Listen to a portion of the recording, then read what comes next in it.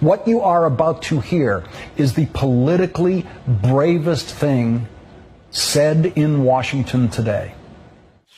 If I told you that 1 out of 3 African American males is forbidden by law from voting, you might think I was talking about Jim Crow 50 years ago. Yet today, 1/3 of African American males are still prevented from voting because of the war on drugs. The war on drugs has disproportionately affected young black males. The ACLU reports that blacks are 4 to 5 times more likely to be convicted for drug possession, although surveys indicate that blacks and whites use drugs at about the same similar rate. The majority of illegal drug users and dealers nationwide are white, but 3/4 of the people in prison for drug offenses are African American or Latino. Why are arrest rates so lopsided? Because it's frankly easier to go into the urban areas and make arrests than it is to go into suburban areas. Arrest statistics matter when applying for federal grants.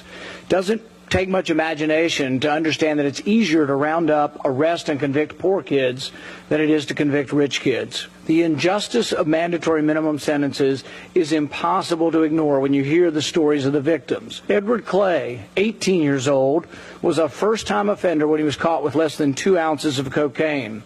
He received 10 years in jail for a mandatory minimum sentence. Weldon Angelos, who the chairman mentioned, was 24 years old and was given 55 years in prison for selling marijuana. There is no justice here. It is wrong and it needs to change. They tell you this to your face. Black Hispanics between 14 to 21.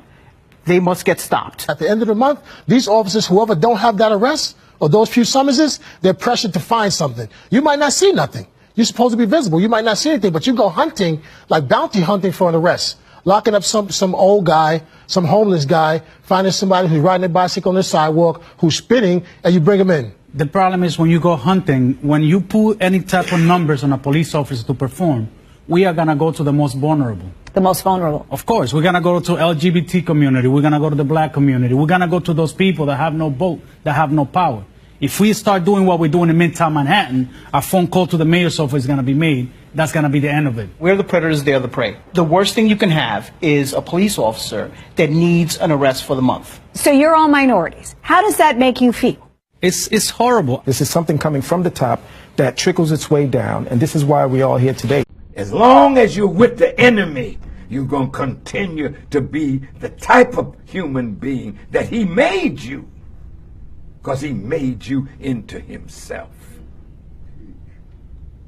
Come out of her, my people, the scripture says.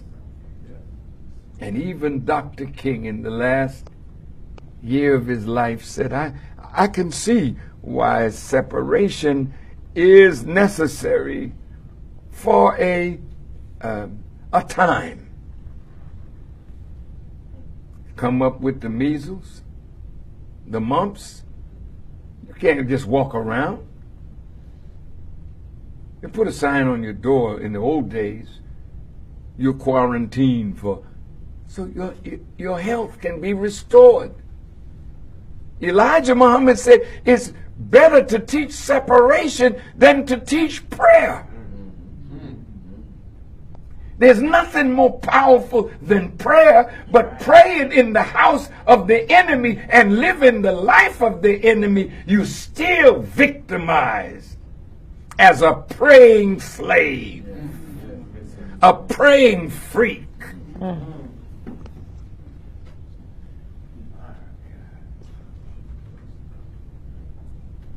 So we can continue to pray, because prayer is the greatest force to restrain us from the doing of evil. But as long as you stay in the cesspool that made you sick, all your prayers will never make you righteous. We got to leave him and go into a land of our own where we can be healed and cleansed and made whole again, that God may use us for his glory. You know, excuse me, my dear sister Monet. Yes. You know, I'm full. And the passion that I have is a part of my being at this time. because we're getting closer and closer to a time and there's no turning back. America is under divine judgment, and so are we.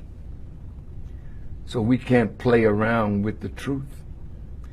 We can't use sweet words when it demands straight talk.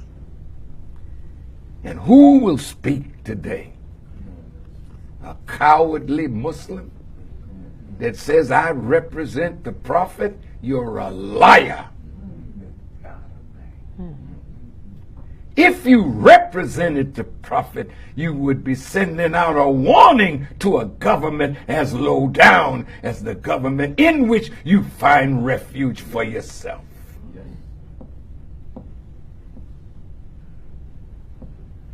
Cowardly Christians go along to get along. Pastors that are weak. Our children in the street dying, and you in the church with the saved, you in the mosque with the so-called saved, when the problem is in the streets. Yes, that's where Jesus was. Yes. That's where Muhammad was. He wasn't in the mosque praying all the time. The man was out there teaching people, transforming their lives. That's the work of Jesus, not being in a safe place. We got a lot of work to do, my sister.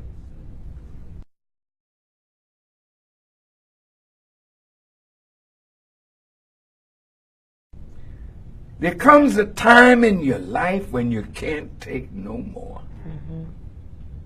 That's the time you decide it's either life or death, but tyranny has to cease. That's the time we're living in now. No more Trayvon Martin. No more Tamir Rice. No more Eric Garner, because that's always going to be until we decide. Yes. That must end.